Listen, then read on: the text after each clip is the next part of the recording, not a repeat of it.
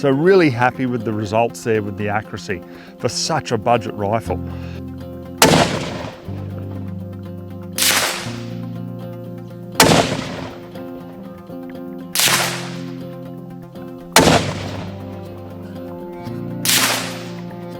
.6 of an inch at 100. So for a budget ammo, budget rifle, I'm really happy with those results.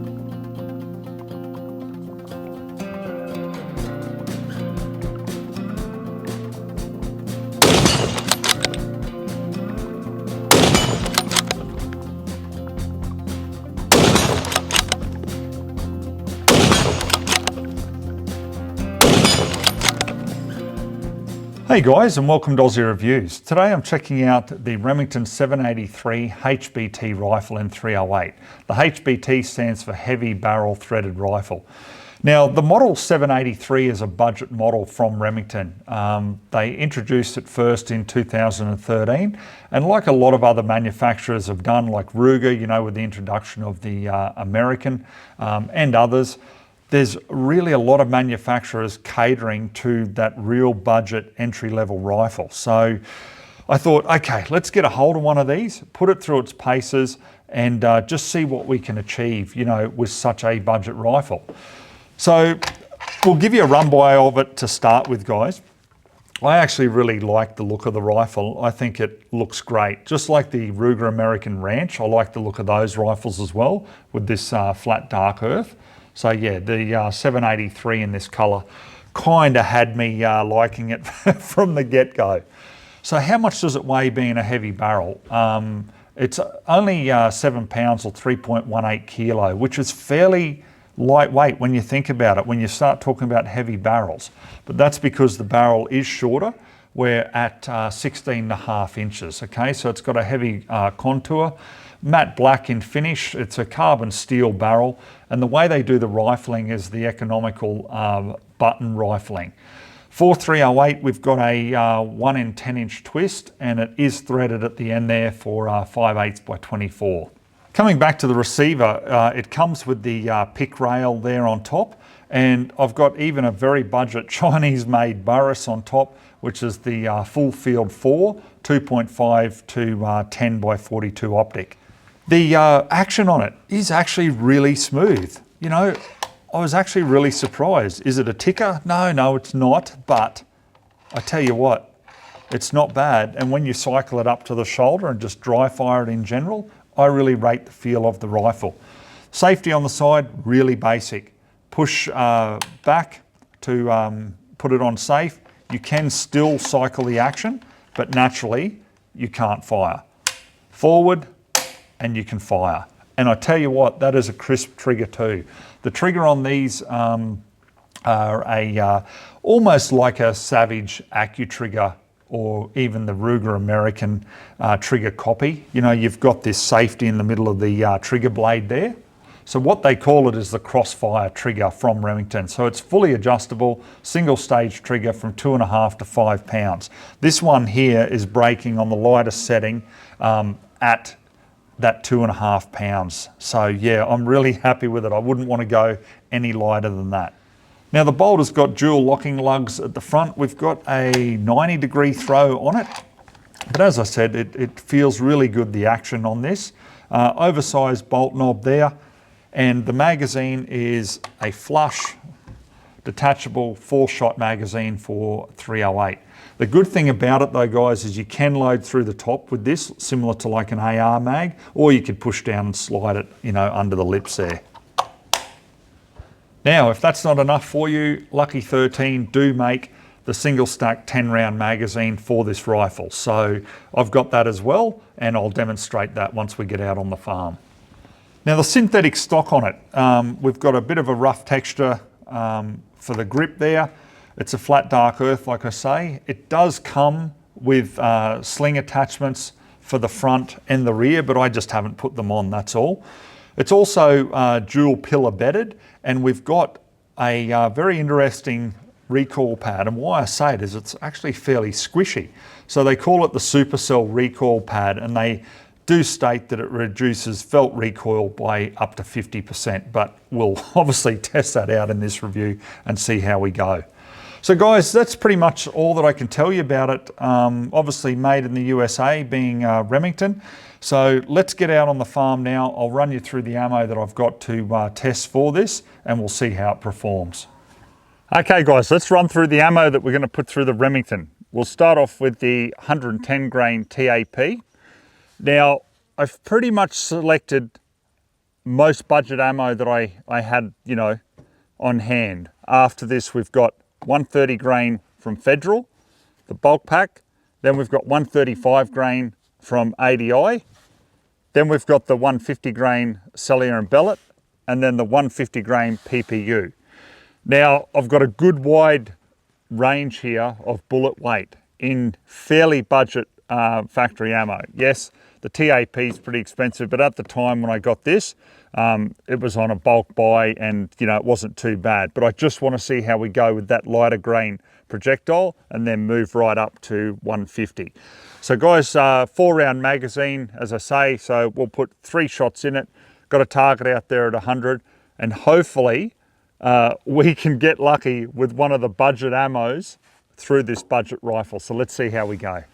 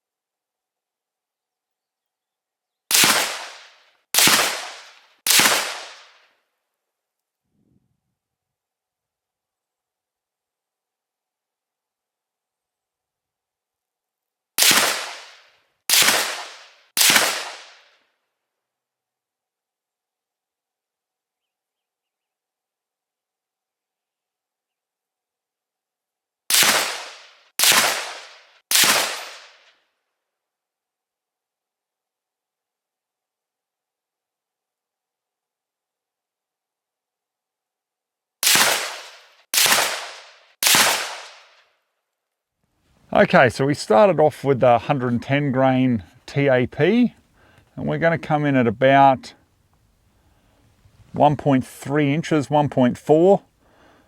Then down to the 130 grain from Federal. A little bit, just a fraction tighter, I guess. Still 1.3 inches approximately there. Then up to the ADI with the 135 grain. We've come in a little bit more there. You can see as the bullet weight is getting heavier, the rifle is tightening the group. So we've come in at about an inch there. Then up to the Sellier Bellot. We've got a consistent 3-shot group into 0.6 of an inch at 100. So for a budget ammo, budget rifle, I'm really happy with those results. Then down to the last one, the PPU, I thought, here we go. We're on, boys, we're on. First 2 shots is hole through hole, and I thought this will be fantastic if this rifle takes a real liking to the ammo. But then we had the 3rd shot go out on the flyer that just blew it right out to about 1.7 inches. So the clear winner of the day, guys, is the Sellier Bellot, which I'm still very happy with because it is a more budget ammo. And yeah, it's a budget setup, so it's a great combination for the accuracy results. So loading the 4-round magazine is really simple. What I love about it is you just push straight down like loading an AR mag if you wanted to, and I don't know why you would want to, but you can push down and slide it under the lip from the front, but it's just so much easier just to push straight down. I've had absolutely no malfunctions with the magazine whatsoever. Also too, when the magazine is inserted empty into the rifle, you can actually load through the ejection port, through the top there, which is really handy out in the field. Or you can actually just drop around on top of the magazine without pushing it into the magazine and slide it straight into the chamber. So that's also very handy out in the field.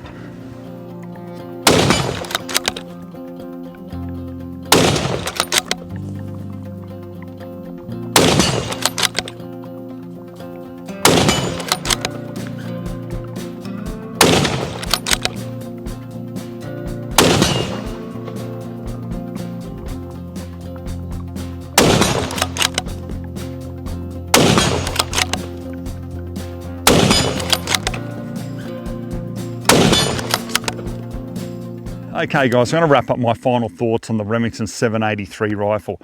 I tell you what, I was pleasantly surprised. Considering Remingtons I've had in the past with some serious quality control issues, having the budget line Remington rifle and testing it and using some budget ammo, I was praying that I would get around about 1 MOA there, but you know, I did better. So, you know, what more can I ask for? So really happy with the results there with the accuracy for such a budget rifle. A couple of things that I really don't like about it, and some are only very minor, okay? The bolt knob, a couple of times, see how loose it is? And I've really tried to tighten it up. So I'm just gonna have to put a little bit of Loctite on that to stop it coming loose when shooting, because when I was manipulating it, it did come loose a few times and obviously interfered a little bit with the shooting. The recoil pad is very slippery. So I don't know if you picked it up, but when I was up to the shoulder shooting, a couple of times the recoil would just push back and it slides so easy on the material. It doesn't sit really snug into the shoulder. However, the actual reduction in the recoil is amazing with this recoil pad. It's beautiful and soft, and off the bench there, it was very comfortable to shoot. The action on it, believe it or not, is really smooth. I really can't complain about the action.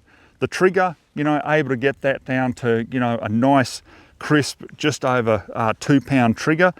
Beautiful. Having the ability for a 10-round magazine or the original magazine, you know, you can choose whatever is suitable for your situation. But I love the fact with the original mag, you can load through the top. That is a big advantage for me. Synthetic stock is going to take the knocks. A nice compact package here. So yeah, there's a lot to be said about this rifle. I'm really quite impressed with the results of it. So guys, if you were looking at one of these, you know, you'd probably be looking at the competition, and the only competition that I could see in that sort of budget line would be like the Ruger American Ranch style. You know, so you'd have to make up your mind with what you prefer. But I tell you what, I'm pretty impressed with this little rifle. So we'll leave the review at that. Tell us what you think in the comments below. But guys, please check your subscription to me, because the algorithms on YouTube really do work against me. They take my subscribers off me all the time. Without your permission, you'll just come back and you'll be unsubscribed. So please give it the thumbs up, comment below, and just help me out there. That'd be much appreciated. All right, guys, we'll leave the review at that. Hope you enjoyed watching it. So till next time, we'll catch you then.